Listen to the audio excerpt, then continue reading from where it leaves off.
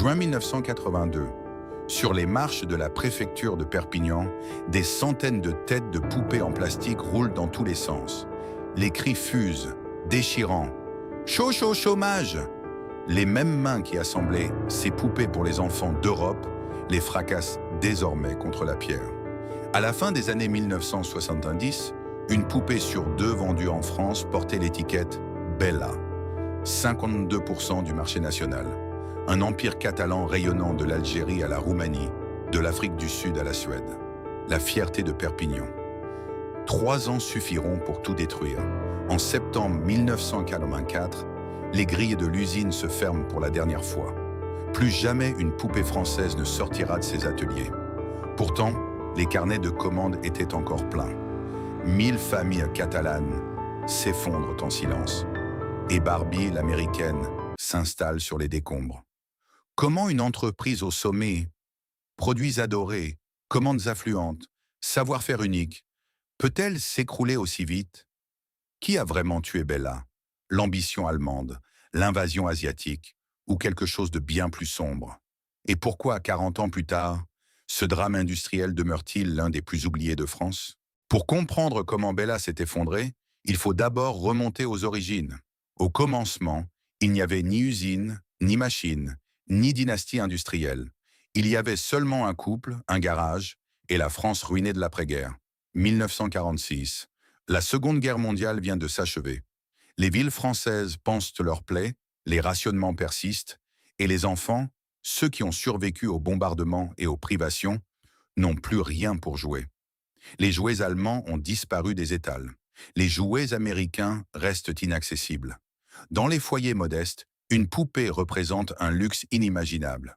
C'est dans ce contexte qu'à Perpignan, une ville catalane meurtrie par l'exode républicain espagnol et l'occupation, un jeune couple décide de tenter sa chance. Lucie et Salvipi sont nés sur cette terre frontalière où le catalan se parle encore dans les marchés, où les noms de famille espagnols se mêlent aux toponymes français. Salvi n'arrive pas dans ce métier par hasard.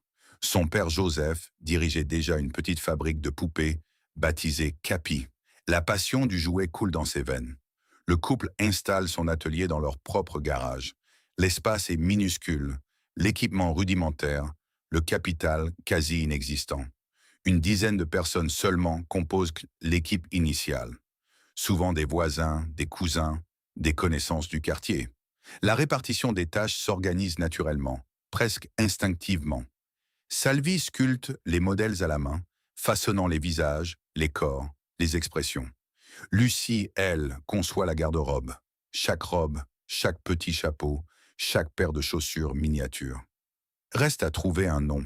Le couple veut quelque chose de simple, d'évocateur, qui puisse traverser les frontières. Il tranche, ce sera Bella. 4 lettres seulement, mais un choix d'une intelligence rare. Bella se prononce sans difficulté en français, en espagnol, en italien, en anglais, en allemand. Le nom évoque la beauté dans toutes les langues romanes.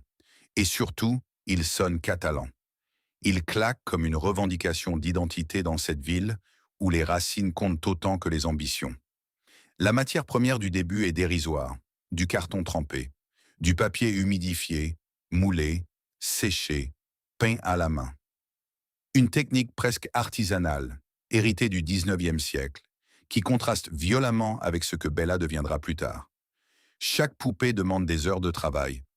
Chaque visage est là légèrement différent. Chaque robe porte la signature des doigts qui l'ont cousue. Les premières années sont difficiles. Le marché du jouet français reste fragile, dominé par quelques grands fabricants parisiens. Bella ne dispose d'aucun réseau de distribution puissant, d'aucune publicité, d'aucun nom connu. Et pourtant, quelque chose attire l'œil dans ses poupées. Une qualité, une attention aux détails, une chaleur presque humaine. Les commerçants locaux commencent à passer commande, puis les villes voisines, puis les premières grandes surfaces. Personne à Perpignan ne soupçonne alors que ce modeste atelier deviendra l'un des plus grands fabricants de poupées d'Europe. Que ce garage donnera naissance à une usine de 40 000 mètres carrés. Que les noms gravés sur des cartons humides, Salvi, Lucie, seront un jour vendus à des industriels allemands pour des sommes considérables. Et que tout cela, malgré la gloire, finira dans les larmes et la rage d'un mouvement social de 6 mois.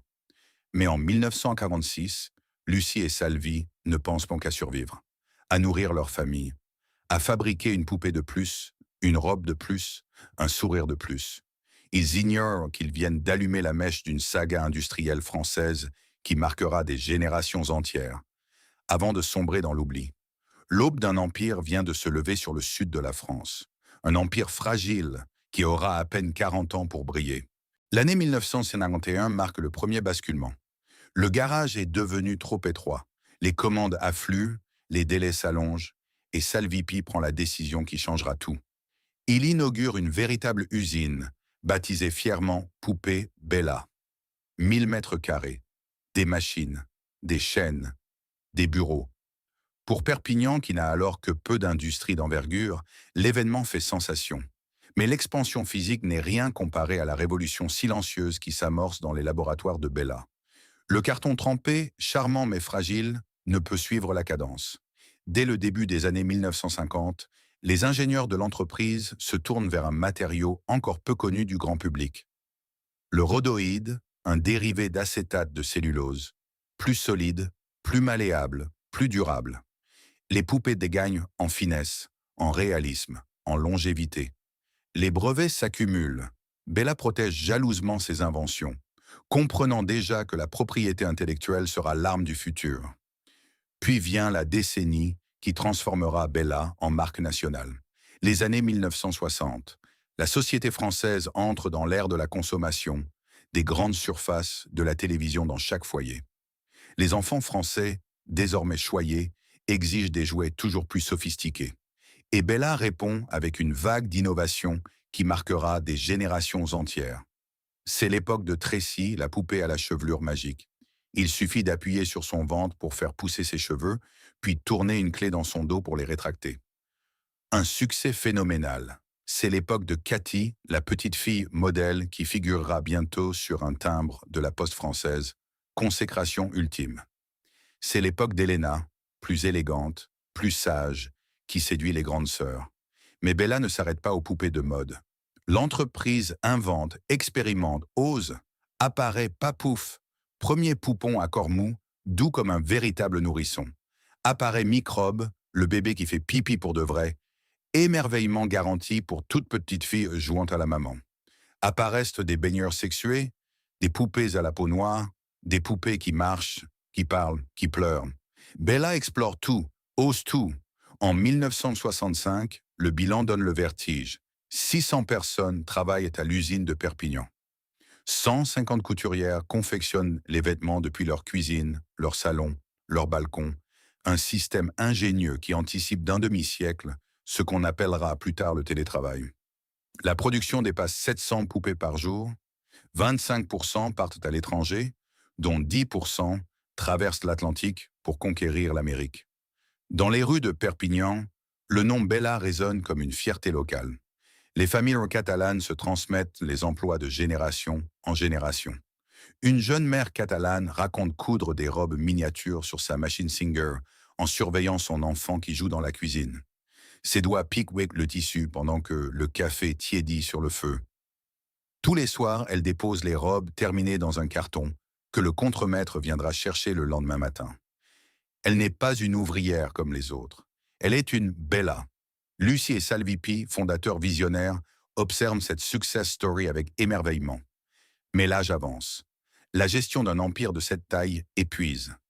Et l'année 1969 va sceller un tournant que personne, à l'époque, ne mesure pleinement. Un tournant qui portera en lui, comme un poison lent, les germes de la chute future. L'année 1969, donc. Lucie et Salvipi, désormais âgés et fatigués, prennent une décision lourde de conséquences. Ils vendent leur entreprise, leur création, leur rêve à un industriel allemand, le groupe Bohlen Wassag Industrie, propriétaire de la marque Schildkröt. La transaction se fait dans la discrétion. Pour les fondateurs, c'est l'aboutissement d'une vie de labeur. Pour les ouvriers de Perpignan, c'est un changement de monde dont ils ne mesurent pas encore l'ampleur. Pendant 3 ans, l'entreprise navigue à vue. Les nouveaux propriétaires allemands, peu familiers de l'industrie du jouet française, hésitent. Les chiffres ne les satisfont pas. Et un jour de 1972, une convocation tombe à Munich. Le chef comptable de l'usine, un Catalan discret nommé Jean Sala, est sommé de venir s'expliquer. Les Allemands envisagent purement et simplement la fermeture. Sala n'est pas un homme qui se résigne. Devant les dirigeants allemands, il défend pied à pied le savoir-faire perpignanais. Il argumente, calcule, démontre. Il sort de la réunion non seulement avec la survie de l'usine, mais avec sa propre nomination à la tête de l'entreprise, assortie d'une condition catégorique. Plus aucun technicien allemand à Perpignan. Bella restera française dans ses gestes, dans son âme, dans ses ateliers. Le sauvetage de 1972 entrera dans la mémoire collective comme un acte de résistance silencieuse. Sous la direction de Sala, l'entreprise franchit alors un seuil que personne n'aurait imaginé en 1946. Le choc pétrolier de 1973 frappe l'industrie mondiale.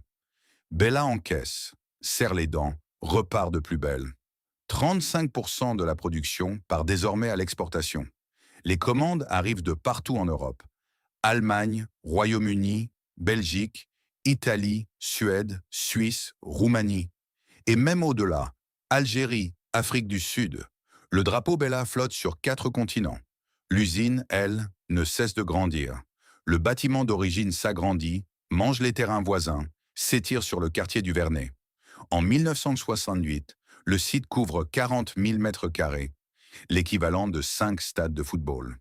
Une véritable ville industrielle au cœur de Perpignan, avec ses propres règles, ses propres rites, sa propre temporalité. Les chiffres deviennent vertigineux. 1000 employés travaillent dans l'usine. 250 à 277 couturières cousent à domicile, formant un réseau invisible qui irrigue toute la région catalane. Les chaînes produisent 8 à 10 000 poupées par jour. 40% de la production traverse les frontières. Et puis, le sommet. À la fin des années 1970, une poupée sur 2 vendue en France porte la marque Bella. 52% du marché national. Un monopole de fait. Aucun concurrent ne peut prétendre rivaliser. Mattel et sa Barbie restent encore marginales sur le sol français. Les fabricants espagnols n'inquiètent que pas. Bella règne sans partage. À l'usine, l'ambiance est celle d'une ruche heureuse. On embauche le frère, la cousine, le voisin. On reste 20 ans, 30 ans dans la même maison. On y prend sa retraite. Les fêtes de fin d'année réunissent des centaines de familles. Le contremaître Jacques Rose connaît tout le monde par son prénom. Personne ne le sait encore. Mais derrière cette façade triomphante, une mécanique invisible s'est déjà mise en marche. Lente, sourde, irréversible. Le poison de 1969 commence à agir. Le poison de 1969, donc. Il agit sans bruit, sans signe extérieur, comme une lente érosion souterraine. À Perpignan, dans les ateliers du Vernet, rien ne semble avoir changé depuis la vente aux Allemands. Les chaînes tournent, les commandes arrivent, les salaires tombent. Mais à 1000 kilomètres de là, dans les bureaux feutrés de Munich, une autre logique s'impose désormais, une logique étrangère à l'âme de Bella. Pour les nouveaux propriétaires de Bollen Wazag Industries, une poupée n'est ni un objet d'enfance, ni un savoir-faire, ni une fierté locale. Une poupée est un produit. Un produit doit générer une marge. La marge doit progresser chaque année. Et tout ce qui ralentit cette progression, qu'il s'agisse d'un atelier vieillissant, d'une couturière à domicile mal rentabilisée ou d'une tradition perpignanaise centenaire, devient suspect, gênant, superflu. Cette philosophie froide ne s'exprime jamais ouvertement.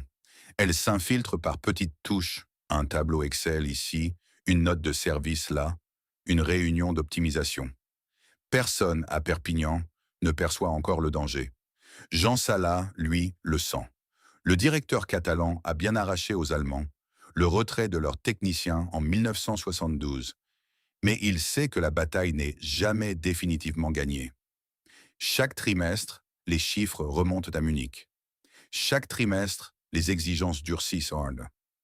Sala doit produire plus, plus vite, moins cher, sans rien sacrifier de la qualité qui a fait la légende de Bella.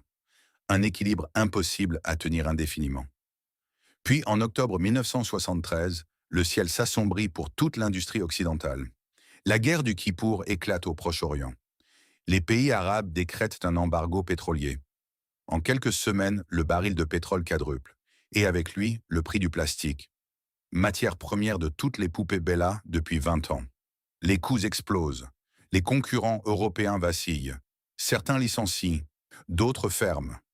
Bella, contre toute attente, tient bon. Salah serre les vis, renégocie les contrats, optimise chaque kilo de matière. Les ouvriers sentent bon la pression mais conservent leurs emplois. L'usine continue de croître. Mieux encore, l'entreprise sort renforcée de la crise, plus disciplinée, plus exportatrice, plus conquérante. Pour beaucoup, à Perpignan, la traversée du choc pétrolier prouve l'invincibilité de Bella. Erreur fatale. Cette résilience masque une vérité plus sombre. À chaque crise surmontée, les Allemands gagnent en assurance dans leurs exigences. Ils savent désormais que Salah peut tirer encore plus de l'usine. Et ils tireront. L'année 1978 livre l'épisode le plus révélateur de cette pression silencieuse. À Munich, un dossier circule. Une étude économique propose de délocaliser une partie de la production vers la Tunisie. Les calculs sont implacables. La main-d'œuvre tunisienne coûte une fraction de la main-d'œuvre française. Les charges sociales y sont presque inexistantes. Le climat permet une production quasi continue. Total, les coûts de production seraient réduits de moitié. Le prix à payer, 250 licenciements à Perpignan. 250 familles catalanes jetées au chômage du jour au lendemain. La proposition est présentée à Salah comme une évidence économique. Une simple question d'arithmétique. Salah refuse, catégoriquement, sans négociation possible. Le directeur catalan oppose à la logique allemande une éthique inflexible.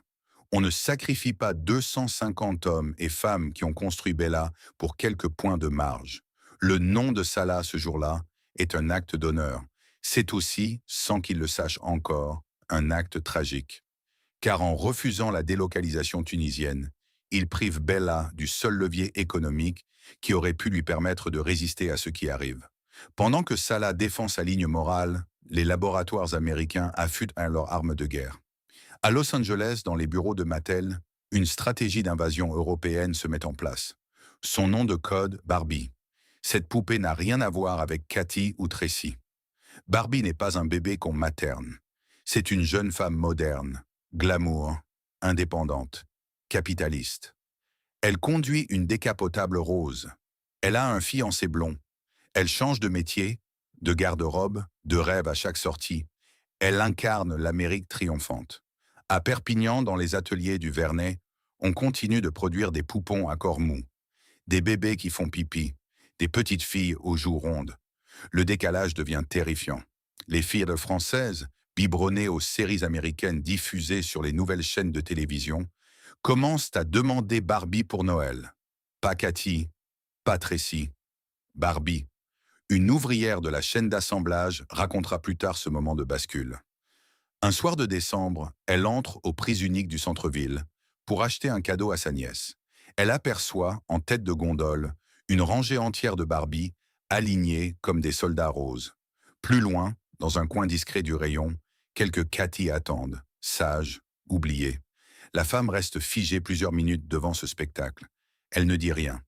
Elle achète une Cathy par fidélité, par défi, par tendresse pour ses collègues. Mais en sortant du magasin, elle sait. Quelque chose, à Perpignan, est en train de mourir lentement. L'année 1978 s'achève dans une ambiance étrange. Officiellement, Bella domine encore le marché français.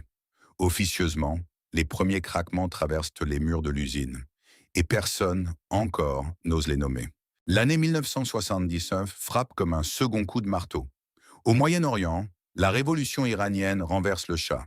Le pétrole flambe à nouveau. Le second choc pétrolier s'abat sur une économie française déjà fragilisée et les coûts du plastique grimpent encore. Cette fois, Bella absorbe le choc avec plus de difficulté. Les marges, déjà tendues par les exigences allemandes, deviennent quasi inexistantes. Salah fait les comptes le soir, seul dans son bureau, et constate ce qu'il refuse encore de dire à voix haute. Bella perd de l'argent. Pendant ce temps, sur les rayons des magasins de jouets, une nouvelle menace surgit. Pas des États-Unis cette fois, pas d'Allemagne, juste de l'autre côté de la frontière pyrénéenne. Les fabricants espagnols, profitant de salaires bien inférieurs et de l'ouverture progressive du marché européen, commencent à inonder la France de poupées à des prix défiant toute concurrence. Une poupée espagnole se vend 2 fois moins cher qu'une Bella. Pour une mère de famille modeste, le calcul est vite fait. Le savoir-faire perpignanais, la qualité du rhodoïde, les costumes cousus main, tout cela ne pèse plus rien face à l'étiquette de prix. Et derrière les Espagnols, plus loin encore, une vague plus puissante prépare son assaut. Hong Kong, Taïwan, la Corée. Les usines asiatiques, qui ont conquis depuis quelques années les marchés du textile et de l'électronique, se tournent vers le jouet. Leur main-d'œuvre est dérisoire, leur cadence phénoménale, leur capacité à imiter sans complexe les modèles occidentaux quasi illimités. Les premiers conteneurs arrivent dans les ports européens. Les distributeurs français, soumis à la pression de la grande distribution naissante, n'hésitent plus. Ils prennent l'asiatique. Bella se retrouve coincée. Trop cher pour rivaliser avec l'Espagne et l'Asie. Trop classique pour rivaliser avec Barbie. Trop national pour bénéficier des économies d'échelle d'un groupe mondial. La fabrique perpignanaise, hier triomphante, devient soudain un dinosaure dans un monde qui change à toute vitesse. À Munich, les actionnaires allemands s'impatientent. Les rapports trimestriels virent au rouge. La pression sur Salah devient insoutenable. Il faut réduire les coûts. Il faut serrer les salaires. Il faut accélérer les cadences. Salah résiste autant qu'il peut, mais chaque mois lui arrache un compromis nouveau. Les ouvriers, eux, sentent la pression sans en comprendre toujours l'origine. Les pauses raccourcissent, les objectifs grimpent, les chefs d'équipe deviennent plus tendus, plus secs, plus muets. Puis vient Noël 1980, le moment qui restera gravé dans la mémoire collective de Perpignan. Pour la première fois en 34 ans d'histoire, les ouvriers de Bella se mettent en grève. La nouvelle stupéfie la ville. Bella en grève? Bella, le fleuron, la fierté, la maison mère. L'idée semble inconcevable. Et pourtant, les pancartes sortent. Les piquets se forment devant les grilles du Vernet. Les revendications portent sur les salaires, sur les conditions de travail, sur cette pression silencieuse qui pèse sur les épaules depuis trop longtemps. À l'intérieur de l'usine, l'ambiance est déchirante. Beaucoup d'ouvriers ne veulent pas faire grève. Ils aiment Bella. Ils aiment Salah. Ils sentent confusément que quelque chose de plus grand qu'eux se joue. Mais la fatigue accumulée, l'incertitude croissante, les rumeurs sur Munich finissent par l'emporter. La grève éclate. Elle dure quelques jours, se termine par des promesses. Salah, lui, ressort de l'épisode brisé intérieurement. Il sait désormais que la confiance est rompue, que la mécanique sociale qui a tenu Bella debout pendant des décennies vient de se fissurer, que rien désormais ne sera plus comme avant. L'année 1981 commence sous tension. La situation économique de l'entreprise se détériore mois après mois. Les actionnaires allemands, eux, ne cachent plus leur volonté de désengagement. Bella, pour eux, n'est plus rentable, n'est plus stratégique, n'est plus prioritaire. Ils cherchent une porte de sortie, discrètement, méthodiquement, sans en informer les ouvriers, ni la ville, ni même pleinement Salah. À Perpignan, l'été 1981 ressemble pourtant aux étés précédents. Les chaînes tournent, les couturières coussent depuis chez elles. Les enfants partent en vacances avec une Cathy ou un papouf dans leur valise. La façade tient encore. Mais derrière les murs du Vernet, les chiffres internes deviennent catastrophiques. Les commandes ralentissent, les marges fondent.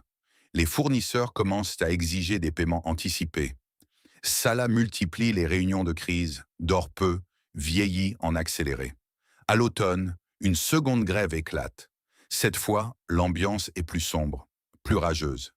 Les ouvriers comprennent que quelque chose de grave se prépare. Les rumeurs de fermeture commencent à circuler dans les couloirs. On parle de plans secrets, de réunions à Munich, de scénarios catastrophes.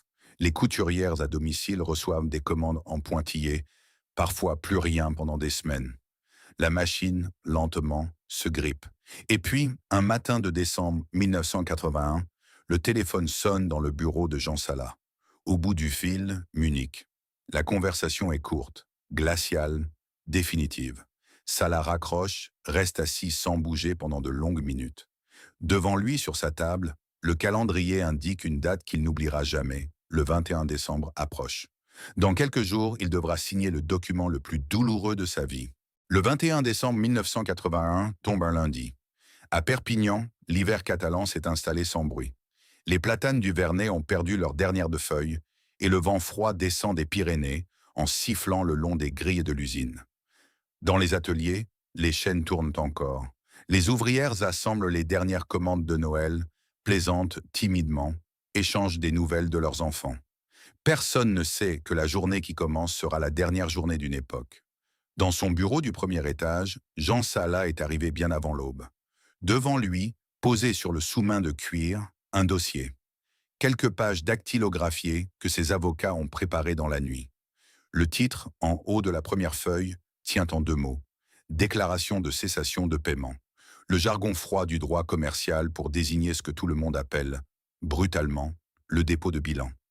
Salah relit le document une dernière fois. 35 ans. 35 ans depuis qu'un couple catalan a sculpté ses premières poupées dans un garage de Perpignan. 35 ans de croissance, de combat, d'innovation, de fierté. Tout cela tient désormais dans cette poignée de pages que sa main tremblante s'apprête à signer. Ses doigts hésitent au-dessus du stylo. Il pense aux ouvrières du rez-de-chaussée, aux couturières qui, à cette heure-ci, terminent leurs robes miniatures à domicile, aux familles dont les loyers, les écoles, les courses dépendent du salaire qui tombera, ou ne tombera plus, à la fin du mois. Puis il signe. Le geste dure 2 secondes, 3 peut-être, un trait d'encre sur une feuille blanche, mais à l'instant précis où la pointe du stylo quitte le papier, quelque chose s'effondre dans toute la région des Pyrénées-Orientales. Bella, le plus gros employeur du département, vient juridiquement de mourir. La nouvelle se répand dans l'usine en quelques heures. Personne n'y croit d'abord.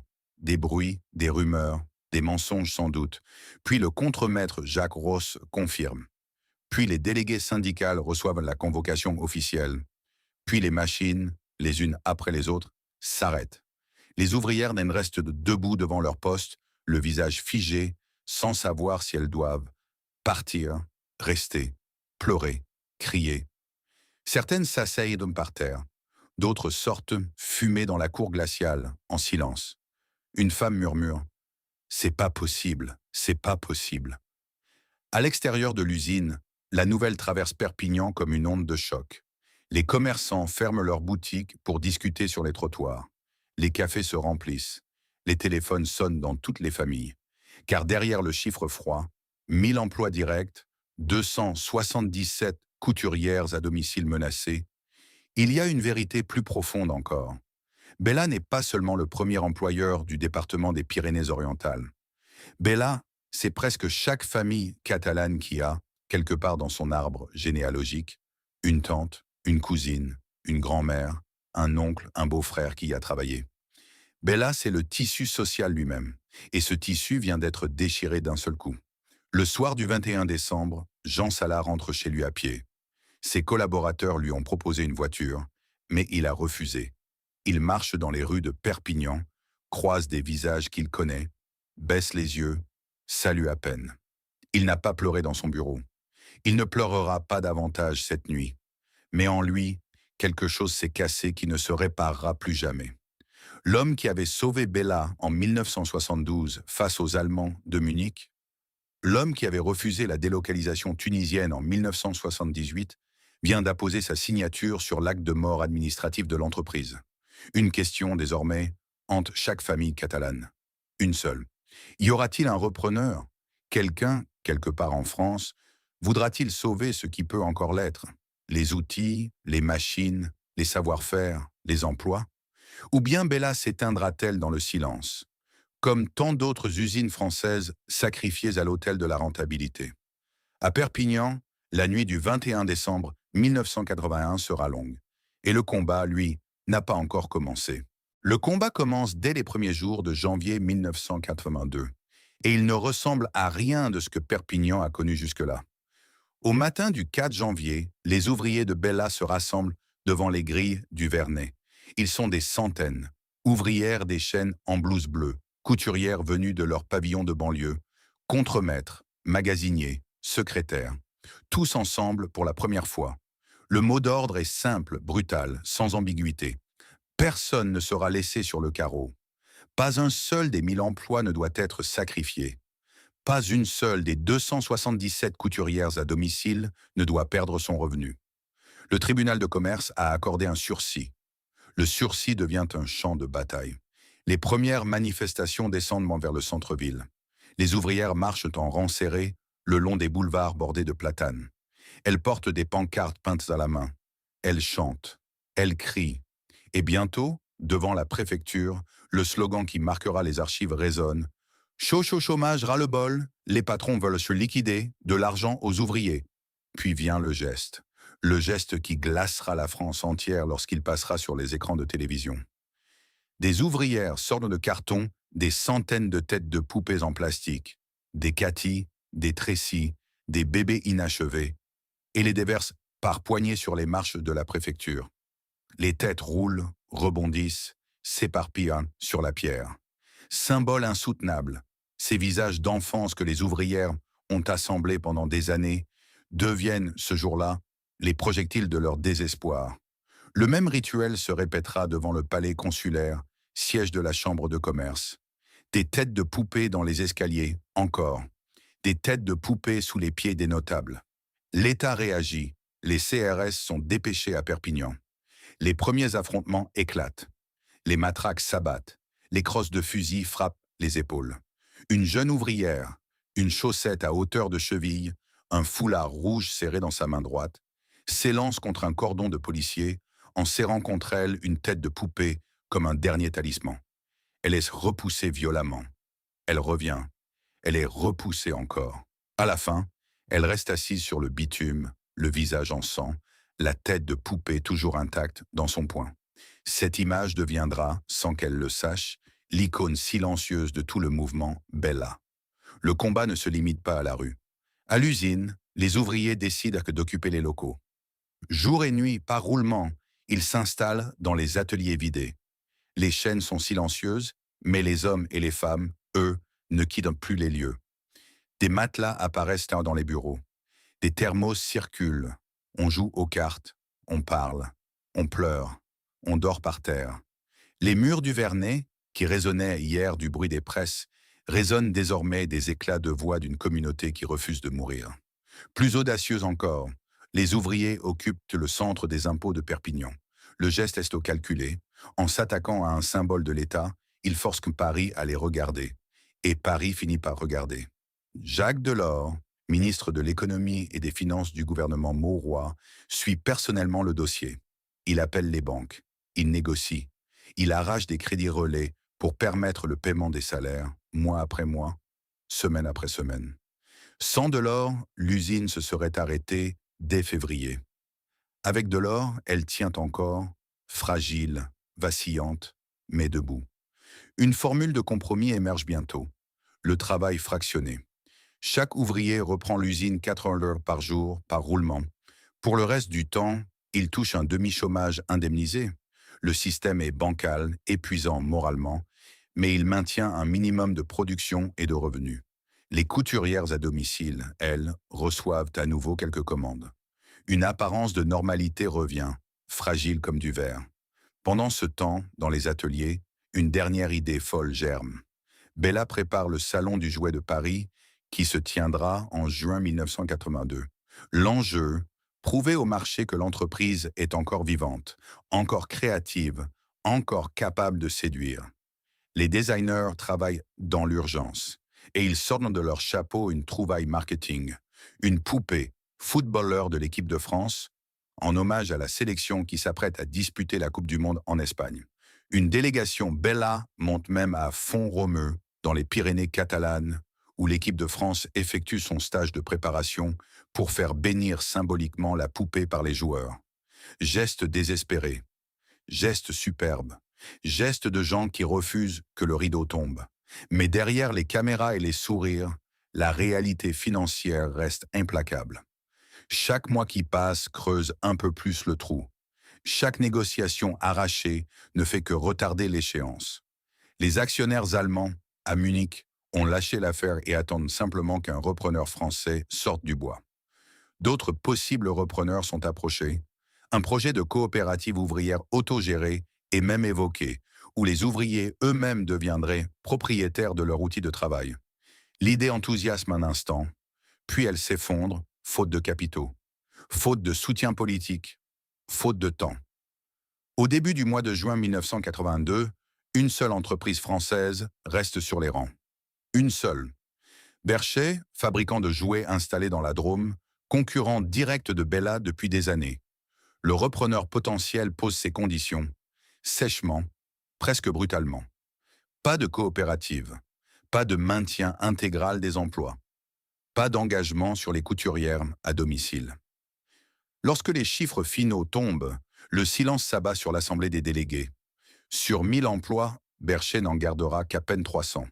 6 mois de lutte, de manifestations, de violence, de rage et de larmes, pour aboutir à cela.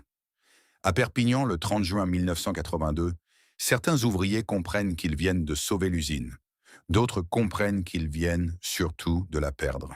Le 30 juin 1982, dans les bureaux de la Chambre de commerce de Perpignan, les signatures s'apposent une à une au bas du protocole de reprise. Berchet devient officiellement propriétaire de Bella. Sur le papier, c'est une victoire. Une usine sauvée, un nom préservé, un drapeau français qui flotte encore au-dessus des grilles du Vernet. Les journaux locaux titrent sur le miracle catalan. Les hommes politiques se félicitent. Les caméras captent les sourires de circonstance. Mais à l'intérieur de l'usine, l'humeur est très différente. Sur les listes affichées au mur du hall d'entrée, les noms s'égrènent, les noms qui restent, et surtout les noms qui partent. 700 personnes environ lisent leur nom du mauvais côté de la liste. 700 familles catalanes qui, après 6 mois de combats acharnés, comprennent que la victoire ne les concerne pas. Les couturières à domicile, elles, n'ont même pas droit à une liste. Elles ne sont pas licenciées au sens juridique du terme. Elles cessent simplement, du jour au lendemain, de recevoir des commandes. Le silence devient leur seule notification. Pour les 300 qui restent, l'heure n'est pas vraiment au soulagement. Berchet impose immédiatement sa logique. Le catalogue, qui comptait 60 modèles différents au temps de la splendeur, est ramené à 30. Les chaînes ralentissent. La production journalière est divisée par 2. Les ateliers, conçus pour faire vivre 1000 personnes, paraissent désormais étrangement vides. Les voix résonnent dans les couloirs comme dans une cathédrale désertée. Les machines qui tournent encore semblent étouffées par le silence des machines arrêtées. Jean Sala, lui, a fait le choix de rester, mais son rôle a changé. Il n'est plus le directeur souverain qu'il fut sous Bollen-Wassag. Il devient un cadre parmi d'autres, dépendant d'une direction lointaine installée dans la Drôme. Les décisions stratégiques se prennent ailleurs. Les budgets sont fixés ailleurs. Sala assiste, impuissant, au démantèlement progressif de tout ce qu'il a construit. Lors d'une conférence donnée plus tard, il prononcera cette phrase qui restera comme l'épitaphe officielle de Bella. Même au plus fort de la crise sociale, les carnets de commandes étaient pleins. Cette phrase contient toute la tragédie. Bella ne s'effondre pas parce qu'elle ne vend plus. Bella ne s'effondre pas parce que ses produits sont obsolètes. Bella s'effondre parce qu'un repreneur, calculatrice en main, juge que les marges ne sont pas assez confortables. Le verdict est purement comptable. Il pourrait s'appliquer à n'importe quelle usine française rentable, mais pas suffisamment rentable, selon les critères d'un actionnaire pressé. Pendant 2 années, l'agonie se prolonge. Les ouvriers viennent travailler chaque matin avec, au fond du ventre, le sentiment qu'ils assistent à des funérailles au ralenti. Les fournisseurs commencent à exiger des règlements à la commande. Les distributeurs hésitent à passer leurs ordres pour la saison suivante. Les jeunes embauchés au temps de la splendeur cherchent discrètement ailleurs. Les anciens, eux, n'ont nulle part où aller. Trop âgés pour être rachetés sur le marché du travail, trop loyaux pour fuir, ils s'accrochent à leur poste comme à une planche dans le naufrage. L'année 1984 commence sous des auspices inquiétants. Berchet a fait ses calculs. Les coûts de production de Perpignan restent supérieurs à ce que la direction estime acceptable. Les concurrents espagnols et asiatiques continuent de gagner des parts de marché. Et l'usine du Vernet, malgré le sang versé pour la sauver 2 ans plus tôt, n'a plus aucune valeur stratégique aux yeux de ses propriétaires.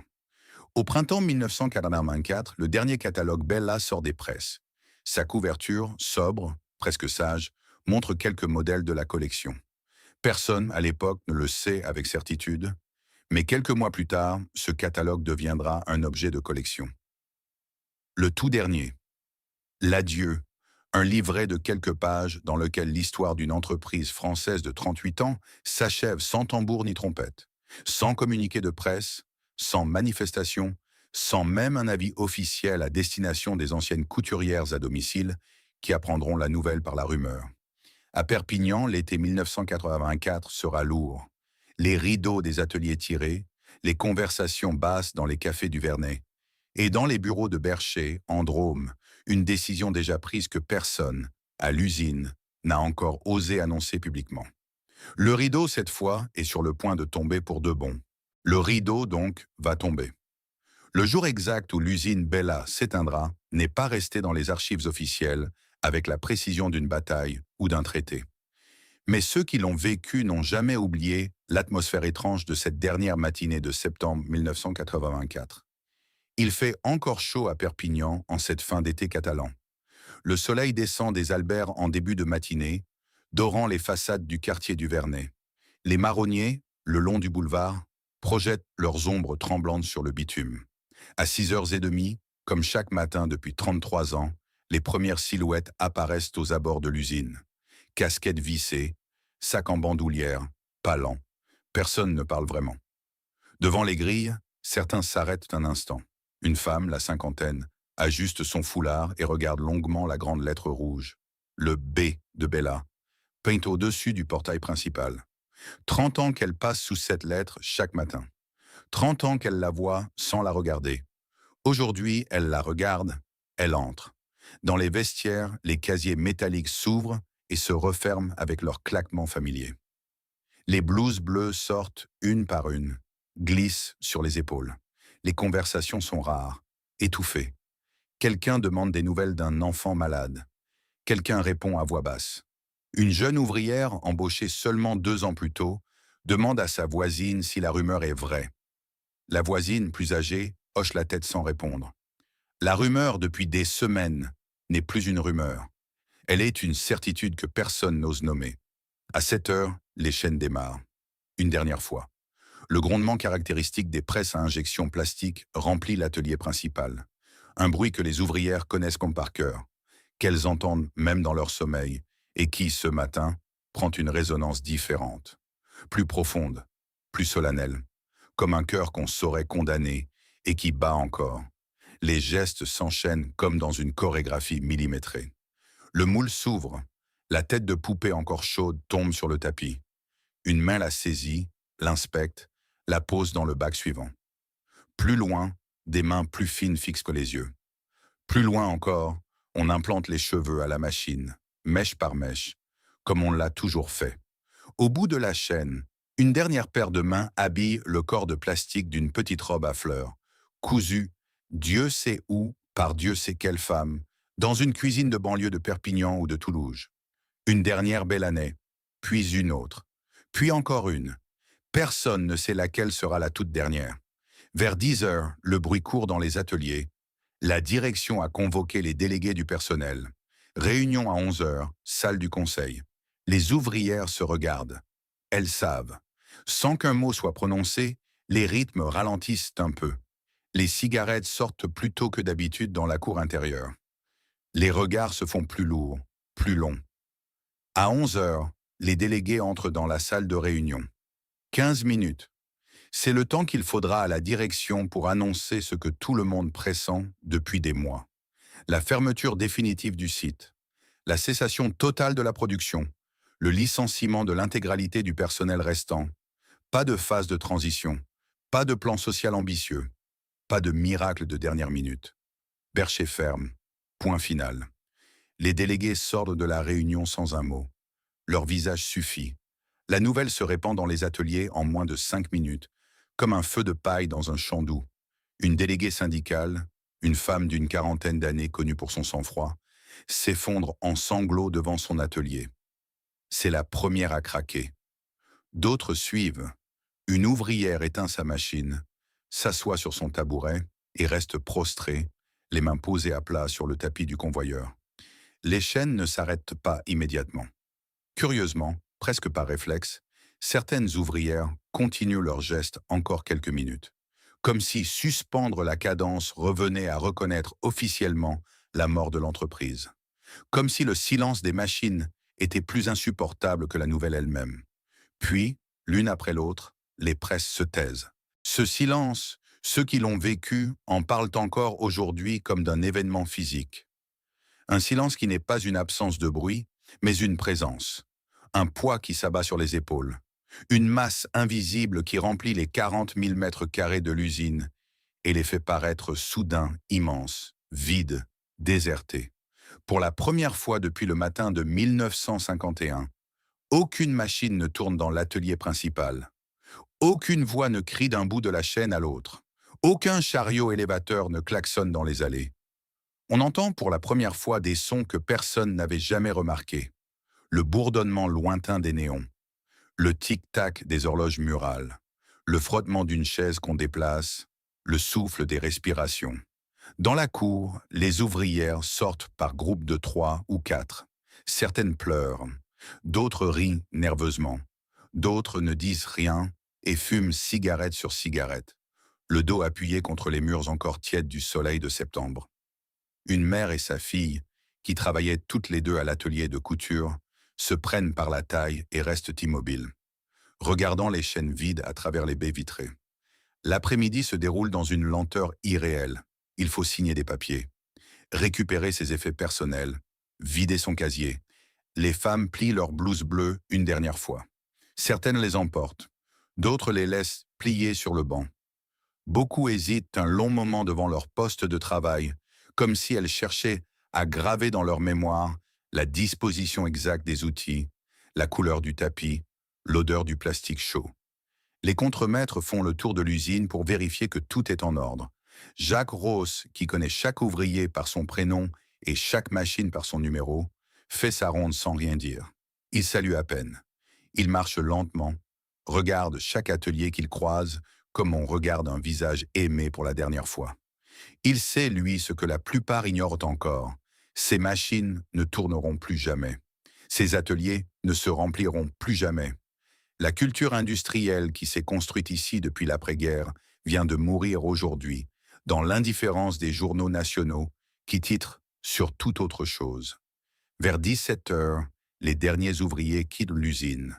Ils sortent par petits groupes, traversent la cour pavée, franchissent les grilles. Beaucoup se retournent une dernière fois avant de disparaître au coin du boulevard. Quelques-uns lèvent la main vers le grand B rouge, geste discret, geste d'adieu. Personne ne crie, personne ne hurle. La rage des manifestations de 1982 semble appartenir à un autre siècle. Aujourd'hui, c'est seulement la fatigue. La fatigue d'un combat perdu il y a longtemps déjà, et qu'on vient enfin d'admettre. Jean Salat est resté le dernier. Lorsque les bureaux se vident, lorsque les portes claquent une à une, lorsque les chefs d'atelier ont rendu leurs clés, le directeur reste assis dans son bureau. Il regarde par la fenêtre les ateliers vides, éclairés par le soleil rasant. Il pense peut-être aux Allemands de Munich qui voulaient déjà fermer en 1972. Il pense peut-être à cette délocalisation tunisienne qu'il avait refusée en 1978. Il se demande peut-être si ces choix qu'il croyait justes ont fini par condamner ce qu'il voulait sauver. À la tombée du jour, Salah fait ce qu'aucun directeur n'aime faire. Il ferme l'usine, lui-même, avec ses propres mains. Il vérifie chaque porte, éteint chaque lumière, traverse les ateliers une dernière fois. Ses pas résonnent sur le ciment des couloirs. Quand il arrive au portail principal, il prend le trousseau de clés qu'il porte sur lui depuis 1972. Il introduit la clé dans la serrure. Il tourne. Le mécanisme cliquette une dernière fois. Bella était fermée. Plus tard dans la nuit, à Perpignan, dans les cafés du Vernet et du centre-ville, on parlera peu. Les conversations resteront étrangement calmes. Les gens se regarderont en silence, partageront un verre, hocheront la tête. Tous savent qu'aujourd'hui, quelque chose de plus grand qu'une usine vient de disparaître. Une mémoire collective, une fierté locale, un savoir-faire français qui n'aura plus jamais d'héritier. Au-dessus du Vernet, la nuit tombe sans bruit, et dans les rues désertes, plus personne désormais ne dira jamais « Je suis une Bella ». Je suis une Bella. Cette formule qui claquait avec fierté dans les rues de Perpignan jusqu'en septembre 1984 devient en quelques semaines une phrase qu'on prononce au passé, comme on parle d'un proche disparu, comme on évoque un pays qui n'existe plus. Les premiers mois sont les plus durs. Les indemnités de licenciement, négociées dans la précipitation, fondent rapidement. Les anciennes ouvrières affluent vers les agences de l'ANPE, où les conseillers, débordés, n'ont rien à leur proposer. Le département des Pyrénées-Orientales, déjà fragile économiquement, voit son taux de chômage grimper en flèche. Bella employait, directement ou indirectement, plus de 1250 personnes au plus fort de son activité. La fermeture du site jette d'un seul coup sur le marché du travail local des centaines de profils spécialisés que personne, dans la région, ne s'est absorbé. Les couturières à domicile sont peut-être les plus durement touchées. Pendant des décennies, elles avaient construit autour de leur travail un équilibre familial fragile mais réel. Élever leurs enfants, tout en gagnant un revenu, contribuer au budget du foyer sans quitter leur cuisine. Du jour au lendemain, ce mode de vie disparaît. La machine Singer reste sur la table, silencieuse. Le carton qui contenait les robes inachevées prend la poussière dans un coin. Aucune autre entreprise française ne propose ce type de travail. Le modèle Bella, unique, meurt avec l'usine. Le quartier du Vernet change de visage. Les ateliers immenses sont peu à peu vidés, démantelés, parfois reconvertis. Les machines à implanter les cheveux, les presses à injection, les moules, fruits de décennies d'innovation, partent à la casse ou sont vendus pour quelques francs symboliques. Une partie du site sera réutilisée pour d'autres activités industrielles. Mais le nom Bella, lui, s'efface progressivement de la signalétique, des plans, des conversations. Les enfants qui grandissent à Perpignan dans les années 90 ignorent souvent que leur ville fut, une décennie plus tôt, la capitale française de la poupée. Pendant ce temps, Jean Sala refuse de tourner la page. L'ancien directeur, exilé désormais de son propre univers professionnel, consacre les années qui suivent à une mission qu'il s'est lui-même imposée: empêcher que Bella tombe dans l'oubli. Il écrit, il donne des conférences, il rassemble des archives, des photographies, des prototypes, des catalogues anciens qu'il rachète parfois à des collectionneurs. Il rencontre les anciens ouvriers, recueille leurs témoignages, classe leurs souvenirs comme on conserve les pièces d'un musée. En 1993, ce travail patient prend une forme tangible. Sala fonde le musée Bella à Perpignan. 500 poupées y sont exposées. Des outils d'époque, des accessoires, des photographies, et même cette fameuse machine à implanter les cheveux dont les anciennes ouvrières reconnaissent le bruit avant même de la voir. Le musée est modeste, ouvert sur rendez-vous, sans subvention significative de la mairie ni de l'Office du tourisme. Mais il existe. Il témoigne. Il transmet. En 2008, faute d'espace suffisant, la collection est déplacée dans un nouveau local, toujours à Perpignan. Dans les années qui suivent, une tradition silencieuse se met en place. D'anciens ouvriers de l'usine viennent guider eux-mêmes les visiteurs. Ils racontent les anecdotes, expliquent les machines, montrent les modèles qu'ils ont assemblés de leurs propres mains 40 ans plus tôt. Ces visites guidées deviennent, pour beaucoup de Perpignanais, des moments d'émotion intense. Une famille qui pensait simplement passer une heure dans un petit musée local en ressort souvent bouleversée. Après 2 heures de récit où chaque poupée a une histoire, chaque modèle un nom, chaque vitrine un visage humain derrière elle. Une autre passionnée, Sandrine, installée à Elne, à quelques kilomètres de Perpignan, finit par rassembler chez elle plus de 1000 poupées Bella restaurées, retrouvées sur les brocantes ou rachetées à des familles qui se séparent de leur collection. Pour elle, comme pour beaucoup d'autres, ces poupées ne sont pas des objets. Elles sont des fragments d'enfance, des morceaux de mémoire collective, des reliques d'un savoir-faire français qui n'a plus d'héritier. L'année 2015 frappe la communauté Bella d'un dernier deuil. En décembre 2014, l'épouse de Jean Sala s'éteint. L'ancien directeur, déjà fragilisé, ne s'en remet pas vraiment. Quelques mois plus tard, le 6 mai 2015, Jean Sala meurt à son tour, à l'âge de 84 ans. Avec lui disparaît le dernier témoin direct de l'aventure Bella, celui qui avait tout connu: la croissance, l'apogée, le rachat allemand, la chute, le combat, l'agonie, le souvenir. Le musée, lui, reste ouvert. Jacques Rose, l'ancien contremaître qui avait fermé sa propre porte d'atelier en septembre 1984, prend le relais. Il accueille désormais les visiteurs, raconte, guide, transmet. Le combat que Salah avait mené pour la mémoire continue, mais désormais sans son fondateur, et sans presque personne en France pour s'en souvenir vraiment. 40 ans après la fermeture de l'usine du Vernet, l'histoire de Bella reste largement absente des manuels d'histoire économique français. Aucun monument national, aucune commémoration officielle, aucun documentaire diffusé en prime time sur les grandes chaînes. Seuls quelques articles de presse régionale, quelques romans, quelques passionnés et un petit musée perpignanais sur rendez-vous gardent vivante la mémoire d'un drame qui mériterait pourtant d'être enseigné. Car si l'on prend le temps de relire l'épopée Bella, 3 leçons fondamentales émergent.